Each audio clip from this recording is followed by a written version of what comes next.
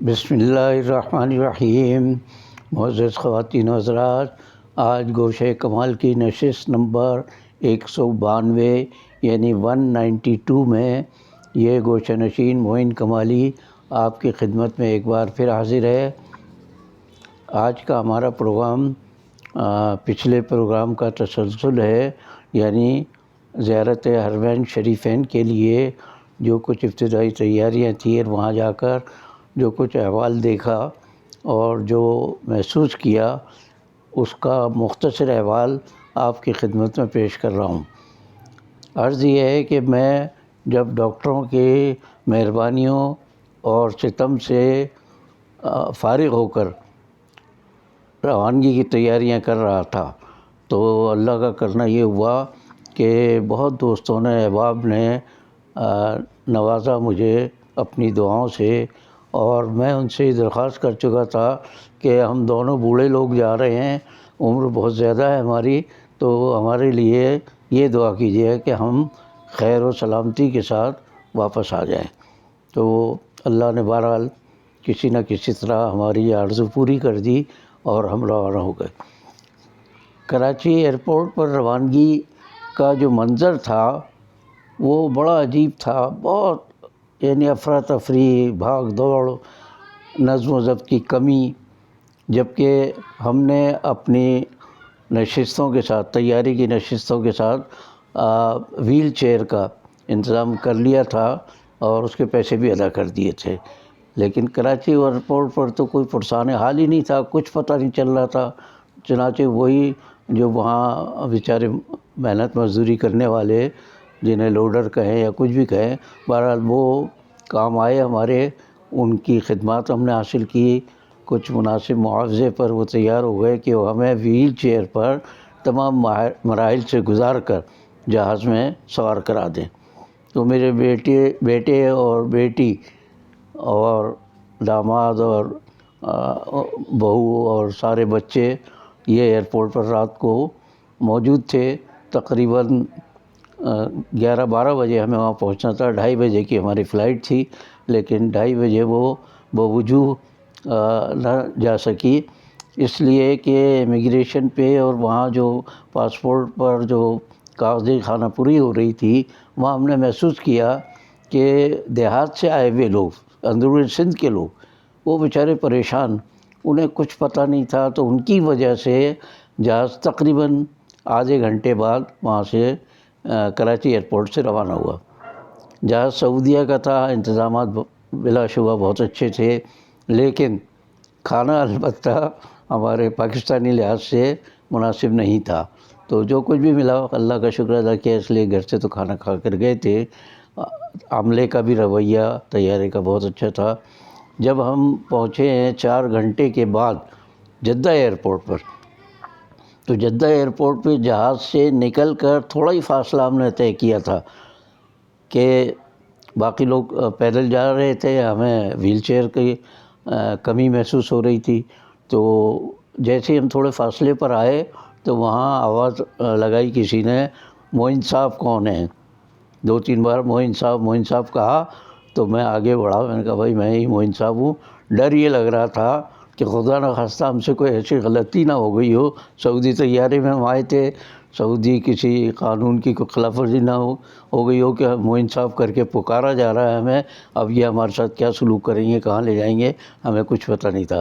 خیر میں نے ہمت کر کے ان سے کہا کہ جی میں ہوں معین، تو کہنے اچھا آئیے، آپ کے لیے 2 ویل چیئرس تیار ہیں میرے اور بیوی کے لیے۔ تو وہ جب ویل چیئر پہ بٹھا کے ہمیں روانہ ہوئے باہر نکالنے کے لیے، تو اس دوران بھی کچھ کاغذی خانہ پوری تھی، تو میں حیران رہ گیا کہ جدہ کا ایئرپورٹ جو آخری بار میں نے 2007 میں دیکھا تھا، اس قدر وسیع عریض ہو گیا تھا کہ تصور نہیں کر سکتا تھا میں، اتنا فاصلہ طے، پیدل تو ظاہر ہے ہم چل بھی نہیں سکتے تھے، سچی بات یہ ہے، اور یہ میرا سعودی عرب کا 6واں سفر تھا۔ تو میں نے پچھلے 5 سال کے دوران جتنے ترقیاتی کام دیکھے سعودی عرب میں، یقین کیجئے کہ اس بار تو حیرت کی انتہا نہیں رہی۔ ایئرپورٹ خود اتنا طویل و عریض، میں نے جو ایئرپورٹ آخر میں 2007 میں دیکھا تھا وہ اتنا تھا کہ آدمی پیدل جا سکتا تھا.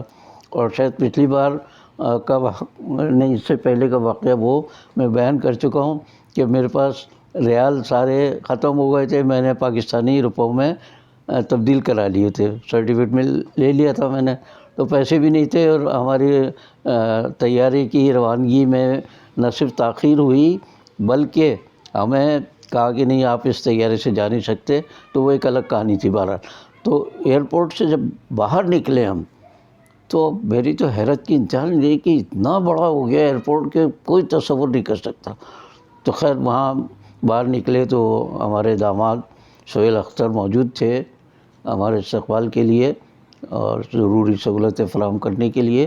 تو جب ہم باہر نکل کر روانہ ہوئے ہیں جدہ سے مکہ میں اپنی بیٹی اور داماد کے گھر کی طرف، تو راستے میں پورا سمجھ لے کہ مکہ تک جو راستہ تھا چاروں طرف پہاڑیاں تو ہیں ہی مکہ کی، لیکن عمارتیں کئی منزلہ عمارتیں، بلا شبہ 20 25 30 40 منزل تک کی عمارتیں، اتنی وسیع اور عریض عمارتیں، اور ان میں سے زیادہ تر ہوٹل. اس لیے کہ مکہ میں جو لوگ آتے ہیں وہ زیادہ تر زائرین کے بجائے، زائرین عام معنوں میں نہیں کہہ رہا، وہ ہوتے ہیں یا تو حج کرنے والے یا عمرہ کرنے والے، تو کوئی سیر و سپاٹے کے لیے نہیں آتے. لیکن بجلی کا نظام اور بلڈنگوں کی حالت، طویل عمارتیں، خوبصورت عمارتیں، جدید ترین ڈیزائن کی عمارتیں، یہ دیکھ کر میں تو حیران رہ گیا. اس لیے کہ 2007 میں نے جو جدہ اور مکہ کے درمیان کا راستہ اور خود مکہ شہر دیکھا تھا تو مجھے تو چھوٹا سا شہر نظر آتا تھا، لیکن اس بار تو پتہ چلتا ہے کہ اس قدر پھیل گیا ہے مکہ، اور خوبصورت عمارتیں، بہترین انتظامات، گاڑیاں سڑکوں پر جو نظر آتی ان میں سے اکا دکا ہی کوئی پرانی قسم کی گاڑی ہوگی، ورنہ ساری گاڑیاں ایسی چمکتی دمکتی نت نئی گاڑیاں تھیں. تو وہ بہرحال ہم بیٹی کے گھر پر پہنچے، کچھ آرام کیا، اور صبح ہو چکی تھی، آدھی رات کے نکلے ہوئے تھے. پھر ناشتہ واشتہ کر کے کچھ آرام کیا ہم نے، اور ارادہ کیا کہ اب ہم عمرہ بعد میں ادا کریں گے کیونکہ بہت تھکے ہوئے بھی تھے. تو وہاں جا کر آرام کرنے کے بعد پھر 1-2 دن کے بعد عمرے کے لیے ہم نے تیاری کی. تو وہاں پرمٹ لینا پڑتا ہے حرم شریف میں حاضری کے لیے.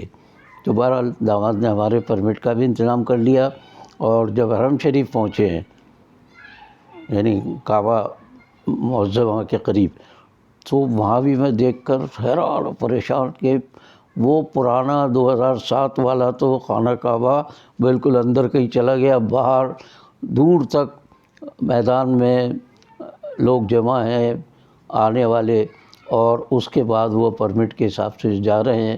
تو بہت باہر تک پھیلا ہوا، گاڑیاں کہیں کھڑی ہوتی ہیں، اس کے بعد پیدل.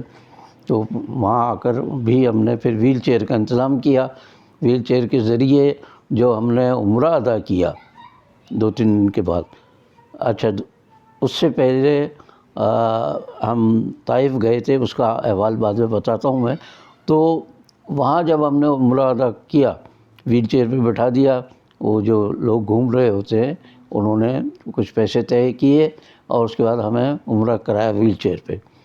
میں بہت ایمانداری کے ساتھ یہ بات کہہ رہا ہوں کہ 2007 اور 2023 کے عمرے میں، یعنی 16 سال کے دوران جو وقفہ گزرا ہے، مجھے عمرے میں مزہ نہیں آیا. اس لیے کہ ہم تو ویل چیئر پہ تھے، اس لیے پہلی منزل سے یعنی اوپر کی منزل سے ہمیں عمرہ ادا کرنا تھا. تو وہاں بس ایک جھلک اس نے دکھائی ہمیں خانہ کعبہ کی، وہاں بیٹھ کے ہم نے ابتدائی دعا کی.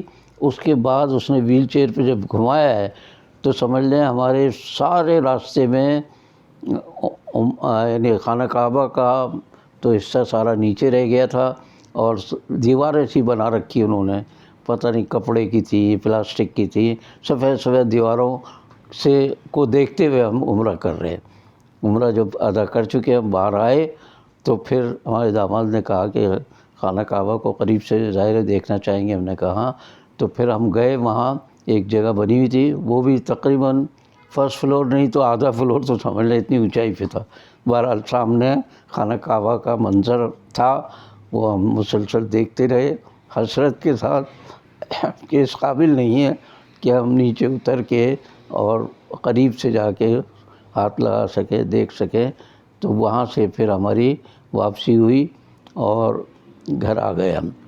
اس کے بعد مدینہ منورہ کے لیے کئی دن تک سوچتے رہے، لیکن اللہ کا کرنا یہ ہوا کہ مکہ مکرمہ کی زیارت اور طواف کے دوران ہمیں سردی لگی، اور اتنا ٹھنڈا پورا ماحول. سعودی عرب گرم ملک، لیکن ہر طرف اے سی کا اتنا بہترین انتظام. تو اس سردی کی وجہ سے پھر ہم گھر آ کر بیمار پڑ گئے. کئی روز تک کھانسی، نزلہ، زکام، بخار وغیرہ اس میں مبتلا رہے. اور اس کے بعد کوشش کرتے رہے. مدینہ منورہ میں حاضری کے لیے اجازت نامہ لے چکے تھے ہمارے داماد، لیکن وہ ہمیں بیماری کی وجہ سے کینسل کرنا پڑا. یہاں ضمناً ایک بات میں بتا دوں کہ ہمیں جب طبیعت کچھ زیادہ خراب ہونے لگی تو ہمیں لے جایا گیا مکہ کے ایک بڑے سرکاری اسپتال میں. نام تو مجھے زیادہ یاد نہیں رہتے، بہرحال بہت بڑا اسپتال تھا. اس قدر یعنی لمبائی میں عمارت اور پیچھے، اور تو ہمیں جب لے گیا تو ہم چونکہ خارجی کہلاتے ہیں سعودیوں کی زبان میں، تو ہم سمجھے کہ ہمارے لیے تو ایسے سرسری سے انتظام ہوگا اور شاید فیس وغیرہ بھی بہت لیں. لیکن وہاں پتہ چلا کہ سارا انتظام مفت اور ذرہ برابر کوئی تکلیف نہیں. اتنے بہترین انتظامات خارجیوں کے لیے بھی. تو خیر اس کا تھوڑے سے مراحل ہوتے ہیں کہ ایک دفعہ نیچے سے پرچی بنوائیں، پھر اوپر جائیں، اس کے بعد وہاں سے ڈاکٹر کے پاس جانے کے لیے ٹائم لگتا ہے تھوڑا سا. ظاہر ہے ڈاکٹر دیکھ رہے ہیں تو وہ ہمیں تو فوراً نہیں دیکھیں گے. تو وہ انہوں نے معائنہ کیا. ڈاکٹر صاحب نے جب وقت ہماری باری آئی تو پتہ چلا کہ ڈاکٹر صاحب بھی اتفاق سے نہ صرف کراچی کے بلکہ گلستان جوہر کے، ہم بلاک 13 میں رہتے ہیں اور ڈاکٹر صاحب بلاک 12 کے تھے. بہت نفیس آدمی، شائستہ نوجوان، جیسے 40-45 سال کی عمر ہوگی، لیکن اس قدر نفاست کے ساتھ، اس قدر خوش اخلاقی کے ساتھ انہوں نے ہمارا معائنہ کیا. اچھا، معائنہ کرنے میں بھی پاکستانیوں کی طرح نہیں، معائنہ کیا انہوں نے. مجھے کھانسی پہلے بھی رہ چکی ہے تو میں نے ان کو بتا دیا ڈاکٹر صاحب میں ٹی بی کا بھی مریض رہ چکا ہوں اور کورونا کا ابھی 2 بار مجھ پر حملہ ہو چکا تھا. تو انہوں نے فوراً میرا اور میری اہلیہ کا پرچے پہ لکھا کہ آپ نیچے جا کے ایکس رے کرائیں. آپ ذرا پھرتی مستعدی کا اندازہ کیجئے کہ ہم نیچے گئے، ایکس رے ہوا ہے ہمارا، وہاں سے اوپر آئے دوبارہ ڈاکٹر کے پاس ملنے کے لیے تو ایکس رے ان کے پاس اس پر کمپیوٹر کے اسکرین پر آ چکا تھا. وہ اب انہوں نے دیکھا، وہ میرا ذرا زیادہ مسئلہ تھا تو میں نے کہا اب ایک طرح کا چونکہ مرض ہوتا ہے وہاں، انہوں نے کہا شاید ایک طرح کی دوائیں دیں گے، لیکن دوائیں بالکل مختلف. میرے کیس بالکل الگ تھا. ڈاکٹر صاحب نے بڑی صحیح تشخیص کر کے اور میرے لیے کچھ زیادہ دوائیں دیں اور اہلیہ کے لیے کم دیں، اور بڑی خوش اخلاقی کے ساتھ. انہیں جب پتہ چلا کہ ہم ان کے پڑوسی سیکٹر کے ہی ہیں گلستان جوہر میں، تو اور زیادہ خوش اخلاقی کا مظاہرہ کیا انہوں نے. اچھا، ہم یہ سمجھ رہے تھے کہ گھر آ کر 4-5 دن ہم نے دوائیں لی، 3-4 دن کی دواؤں سے ہمیں کچھ زیادہ فائدہ نہیں ہوا. تو ہم یہ سمجھے کہ یہاں کے ڈاکٹر بھی ہمارے یہاں کے ڈاکٹروں کی طرح تجربات کرتے ہوں گے. تو 5 دن کی دوا لکھ کر دی تھی. اسٹور سے جب لینے گئے دوا تو 5 کی جگہ 7, 8 اور 10 دن تک کی دوائیں دے دی انہوں نے. تھوڑا ٹائم لگایا انہوں نے. اچھا، مزے کی بات یہ کہ ہر دوا پر ہمارے نام کی، شہر کی، ملک کی باقاعدہ تفصیل لکھی ہوئی ہر دوا پہ. اگر کھانسی کا شربت ہے تو کھانے کی دوا ہے تو ہر ایک پر، اور دن لکھے ہوئے کہ کتنے دن لینی ہے. تو 4-5 دن میں ہمیں زیادہ افاقہ نہیں محسوس ہوا تو ہم نے سمجھا کہ بس پتہ نہیں دوبارہ جانا پڑے گا. لیکن ان کا اندازہ تھا کہ کتنے دن میں ٹھیک ہوں گے. یقین کریں کہ 7ویں دن ہم دونوں بالکل ٹھیک ہو گئے. نہ بخار رہا، نہ کھانسی رہی، نہ نزلہ، سب بلغم بہت نکل کے خارج ہو چکا تھا. ان کا اندازہ صحیح ثابت ہوا اور ہم اللہ کے فضل سے بہت بہتر ہو گئے. تو پھر مدینہ منورہ کا پروگرام بنایا جس کی روداد آئندہ قسط میں انشاءاللہ آپ کی خدمت میں پیش کروں گا، اور اس کے بعد پھر ہم اصل موضوعات کی طرف آتے جائیں گے۔